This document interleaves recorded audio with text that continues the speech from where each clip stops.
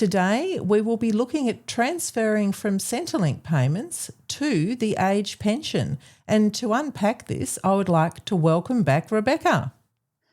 Thanks, Yvonne. Good to be here. I think this is a question we get over and over again in the Facebook group. Lots of people have questions about it, so I am keen to explain it to people. It certainly is a popular question. So let's start with what Centrelink payments could someone be on when transferring to the age pension becomes an option? Yeah, so any Centrelink payment, basically, except for age pension, because we're talking about people who are 66 years old. So the most common payments would be job seeker payment, which is the unemployment benefit and kind of a catch-all for people in lots of different situations. Also the disability support pension, carer payment. They're the main three, but there's also people who might be on parenting payment, which kind of seems a bit weird at 66, but some people have a grandchild in their care that they're receiving parenting payment for, or some people might be an older parent, maybe a man with a younger spouse, and he's on parenting payment with a young child in their care. And also Oz Study, which is student payments, so people who are full-time students. But the main three are job seeker, disability pension, and carer payment. Okay, that's much clearer now. So if someone does want or need to change over to the age pension, what would the process be? Yeah, so if you're on one of those payments, when it comes to 13 weeks or 3 months before your 67th birthday, you will get a notification from Centrelink. You'll get a task on your online account or a letter in the post, if that's how you get notified by Centrelink, telling you that it's coming up to your birthday and you are eligible to transfer to age pension and what do you want to do. So for people on job seeker payment, it's super important. Job seeker payment cannot be paid after your 67th birthday. The legislation does not permit Centrelink to pay it to you. So if you ignore the letter, your job seeker payment will just stop on your birthday and you will not get any more payments from Centrelink. So for people on job seeker, it's imperative that you look at the task, read the letter, and do what it says. You need to complete the task. And the main thing, it's a much, much simpler claim. It's not a full claim for age pension because they already have your details. They already know your residence history. They know your partner status. They know all this information already. The only thing they don't know is about your superannuation that's currently in accumulation mode. So you need to tell them about your superannuation and they will do work in the background to calculate what rate of age pension you'll get. So you complete that task and then you don't hear much more from them until usually about a week or two before your birthday, and you'll get another notification to say that the application is complete and you're going to be on age pension from this date, which will be, from your birthday. So that's for job seeker payment.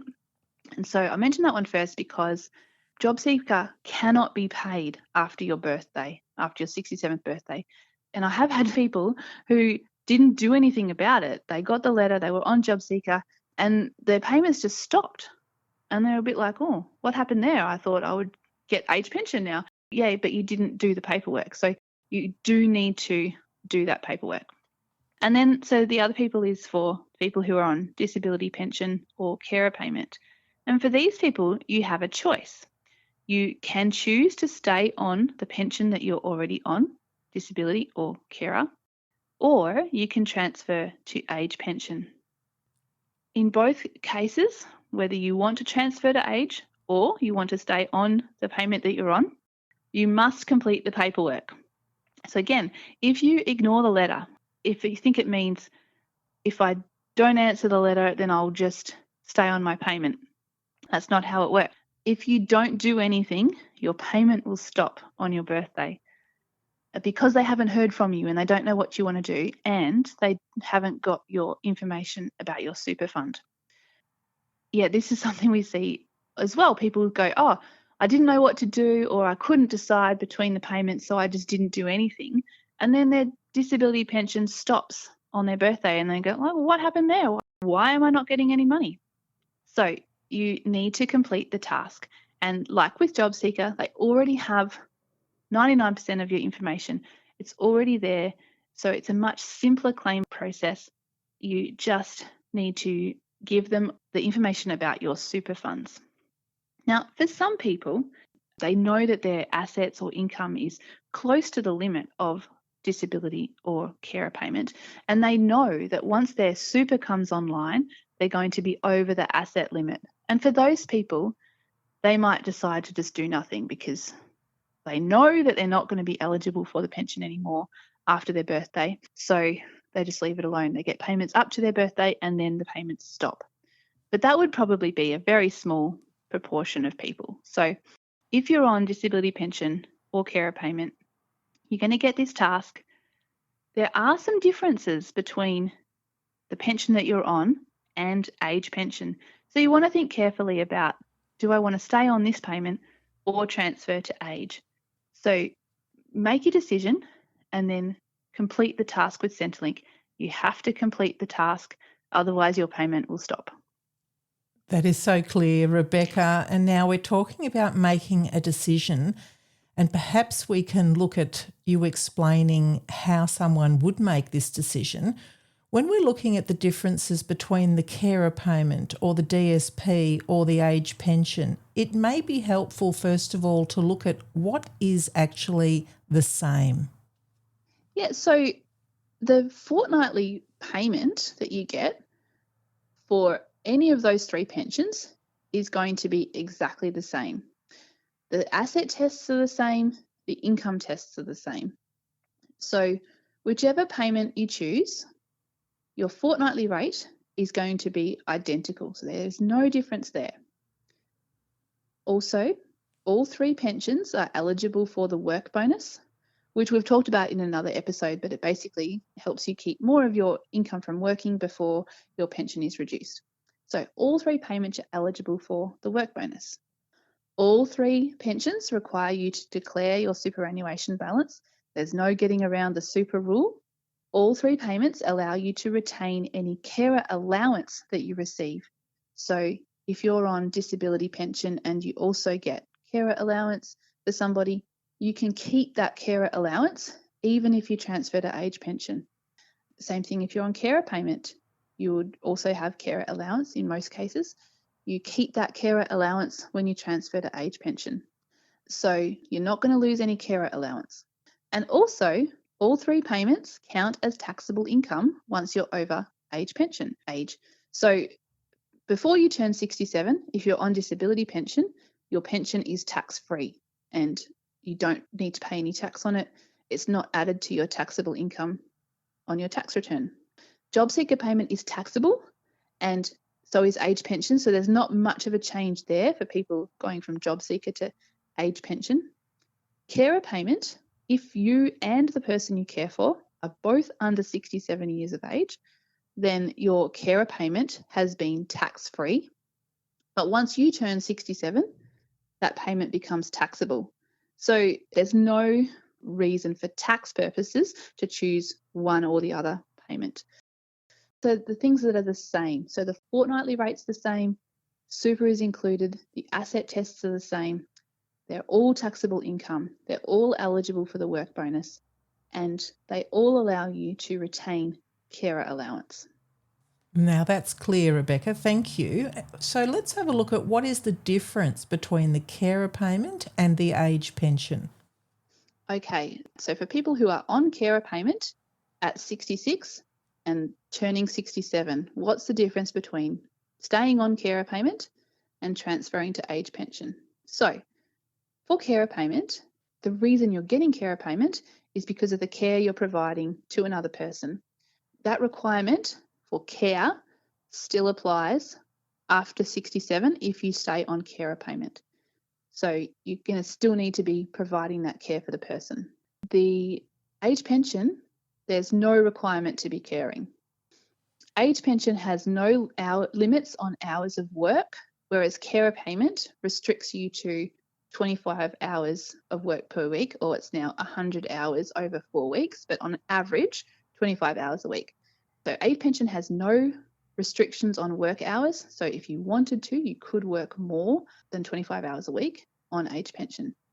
Carer payment has an annual supplement of $600 that's received in July each year. Age pension does not have this supplement. So if you changed from carer payment to age pension, you would no longer get that $600 in July. So that's one reason to stay on carer payment, that you might decide to stay on carer payment. Now, the other $600 for carer allowance that you get in July, you'll still get that because you'll still be on carer allowance with age pension if you're still caring for the person. So you can still keep the carer allowance and the carer allowance supplement, but if you decide to go from carer payment to age pension, you will not be eligible for one of those $600 payments in July.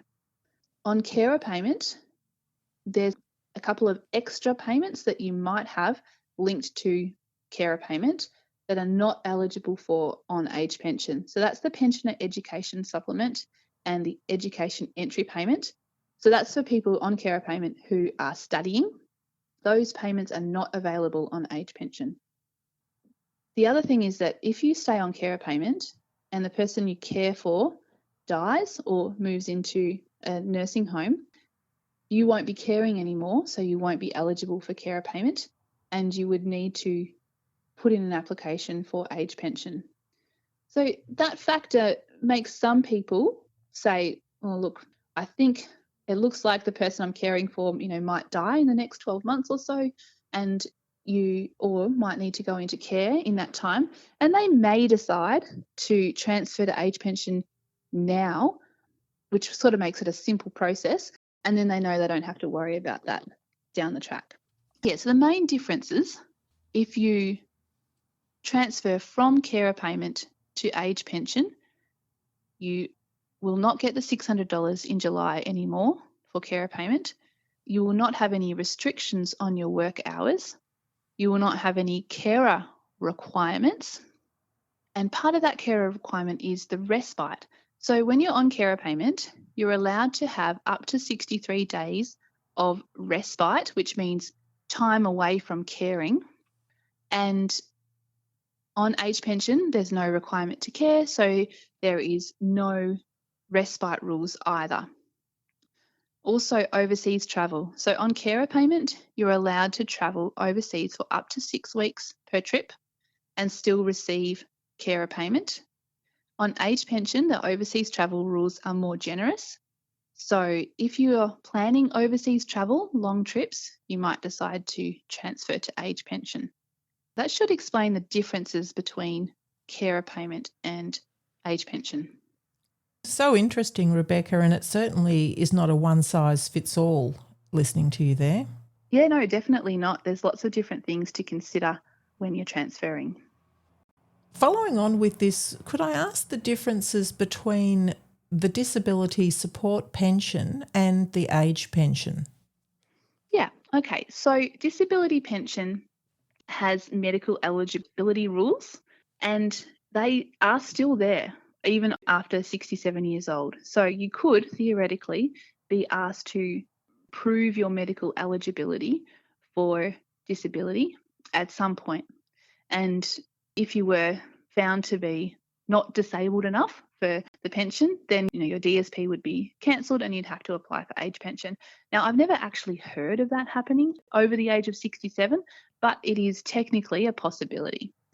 The other thing for disability pension, so I mentioned with carer payment, the pensioner education supplement and education entry payment, they are also available on disability pension, but not on age pension. So if you are studying while on disability pension, you might choose to stay on disability when you turn 67 so that you continue to get those education supplement and entry payment. The other one is mobility allowance, which is a payment to help people with transport costs to work or to their place of study. Mobility allowance at the higher rate is not available on age pension, but it is available on disability support pension. So if you're on mobility allowance, you might choose to stay on DSP. Being on disability pension can qualify your spouse or someone else that you live with for a tax offset. It's the invalid carer tax offset, also maintaining an invalid. It's quite an obscure little tax offset that you may know about, may not. If you or your partner pay tax, then ask your accountant about this tax offset, might be eligible for it. So if the person on disability pension transfers to age pension, the spouse would no longer be eligible for that tax offset. So that's another thing to consider. The overseas travel rules for disability pension are quite restrictive. So on disability pension, they'll pay you for up to 28 days overseas travel in a rolling 12-month period. So if you're planning more overseas travel, it could be a good option to transfer to age pension, because age pension has much more relaxed overseas travel rules, whereas disability pension is quite restrictive. For some people on disability pension, you can ask to be assessed for indefinite portability, which means that your payment can continue indefinitely while you're overseas. That assessment, it's tricky, and you could end up cancelling your disability pension if you don't get it right. So for people who are planning to travel, it's probably better for you to transfer to age pension, because when you're on age pension, your pension can be easily paid while you're overseas for definitely more than 4 weeks, even 6 weeks, 26 weeks, and forever if you have had at least 35 years of working life residence in Australia, which is probably a different set of rules for a different podcast. But suffice to say that the overseas travel rules are much more generous on age pension than on disability payment or carer payment. So that's the main things with disability pension. There are some state-specific concessions that are available when you're on disability or carer payment, but not on age pension. And each state has different rules for their concessions. So this is something that you're going to have to look on your own state's concession website. But there are some little concessions that the rules say if you're on age pension, you're not eligible for this particular concession, but if you're on disability payment, you are eligible. And they know which payment you're on because it says on your blue pension card, it has a code. It will either say DSP or it'll say age. They know which payment you're on. And they can also check that with Centrelink. This is kind of like the 1%. For most people, it's a fairly simple discussion. But for some people, there's a few things going on that you want to sort of look into the nitty-gritty and figure out exactly which payment's going to be better for you. Really helpful, Rebecca. Thank you. Now, I've got a question without notice, Rebecca. I was just thinking, I'm sure I've seen something about this, maybe just a sentence on one of your posts. How people that are blind fit into this transition? Oh, that's a good question. So people who are blind have special rules for their disability pension or age pension. So disability blind has no income or asset testing. So people who are blind will always get the full rate of their pension, regardless of income and assets. If you're blind on DSP, you'll get a request to transfer or an invitation to transfer to age.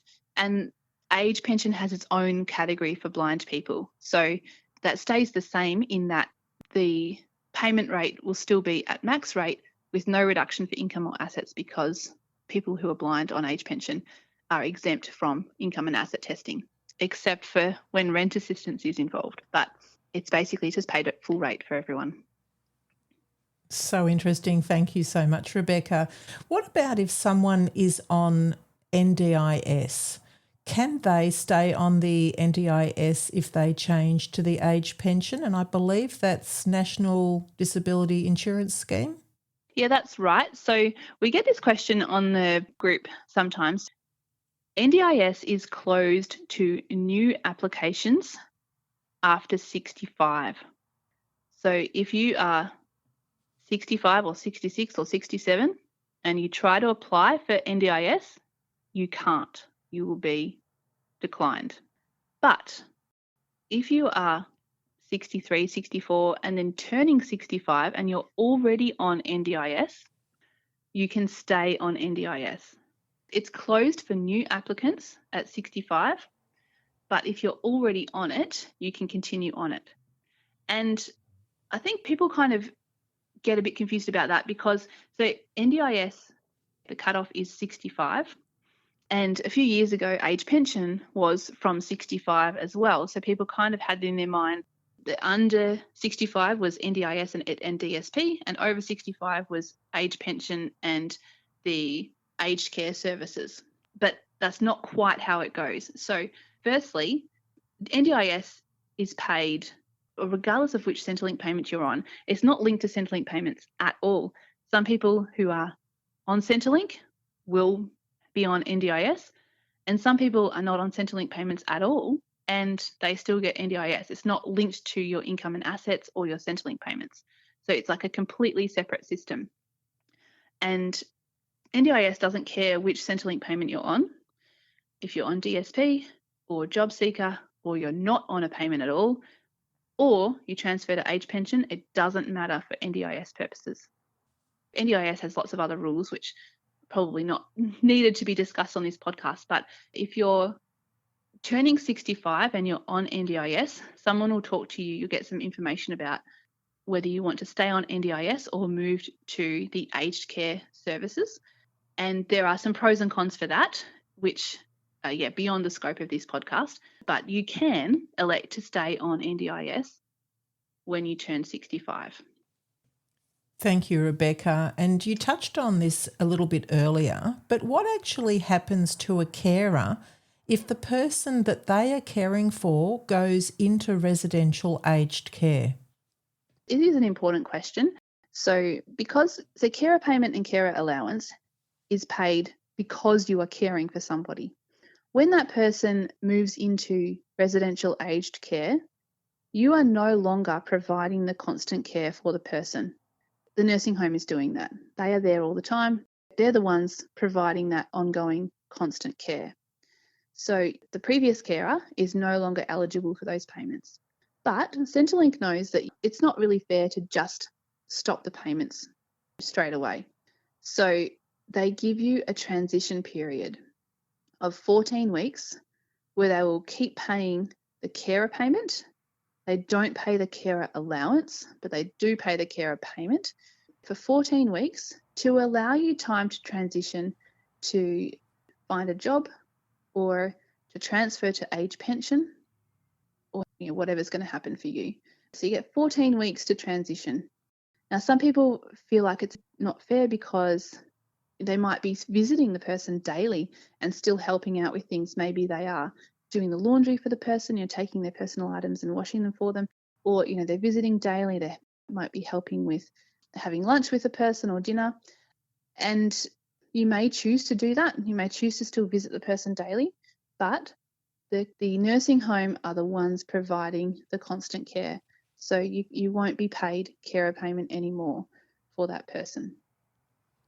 Great clarification. Thanks for that. Is rent assistance different on the age pension versus other Centrelink payments? It can be. And I left this out of the discussion earlier because I knew that you were going to ask this. So rent assistance on age pension, if you are single and you share your home with another adult, then you're subject to the sharer rate of rent assistance, which is a slightly lower rate of rent assistance, which takes into account the fact that you are benefiting from some kind of pooling of resources, like a shared economy. They figure that if someone on age pension is sharing their home, perhaps they're sharing with a sibling or a housemate, or maybe they live with their son or daughter or their elderly parent. They figure that you are benefiting from a shared economy. The rent cost is shared between people, and electricity bills, water bills, all that's all shared as well. So the maximum rate of rent assistance for somebody who is on age pension and sharing their home with another adult and is single, the maximum rate is a little bit lower than the rate paid to somebody on disability pension or carer payment. And I don't really know why. the person on disability pension or on carer payment is seen to not be benefiting from the shared economy. I don't really understand why there's a difference in the rule there, because I think you could argue that someone on disability or carer payment is still benefiting from that shared economy. But anyway, that's the rule. If you're on disability pension or carer payment and you're single and you share your home with another adult, you will still be eligible for the full rate of rent assistance, and it's not reduced due to the sharing rules. So that would be a reason for some people on disability payment or carer payment to stay on that pension as they turn 67, because otherwise their rent assistance would reduce. Fantastic, Rebecca. And lastly, are there any reasons why someone may not wish to transfer to the age pension from another Centrelink payment? Yeah, so I guess we've sort of discussed all these different reasons. And so for some people, they are better off financially staying on carer payment or staying on disability payment. It's just an interesting one. Like, I've got a client who has been on disability pension for many years, and as he turned 67, he thought about, do I stay on disability pension? Do I transfer to age pension? And for him, it was almost this sense of accomplishment that he had reached age pension age. Firstly, he felt really thankful to still be living at 67 because of his disabilities and his family history. He sort of didn't even think he would make it to 67. So in one way, it was like an accomplishment for him to reach this age and to be on age pension. And another thing for him was that he felt like now he was the same as everyone else. Now he was on age pension just like everyone else who had been working for many years. And he kind of felt like, for him, it was this idea of, now I have parity with my peers, and I'm no longer looked at as someone with a disability. I'm just looked at as an older person. And that was really satisfying for him. The flip side of that is I've got other clients who have decided to stay on disability pension even past their 67th birthday, because for them it's acknowledgement that, no, I have a disability and I am different from other people, and I battled with this disability for many years and it's still part of who I am. And for them, it was important to them, their payment was still called disability pension. So it can be an individual choice, and some people might choose to stay on or to transfer for a non-financial reason. But yeah, it's up to you. It's up to you to decide whether to transfer or not. But yeah, make sure you complete the task, otherwise your payments will stop. Rebecca, such great information. Thank you so much. Remember, everyone, this is always information only and not personal advice. For our international listeners wishing to join our Facebook group, the code word is orange. And for now, goodbye, Rebecca. See you later, Yvonne. It was great to discuss this with you today. Yes, it was. Bye to everyone for now.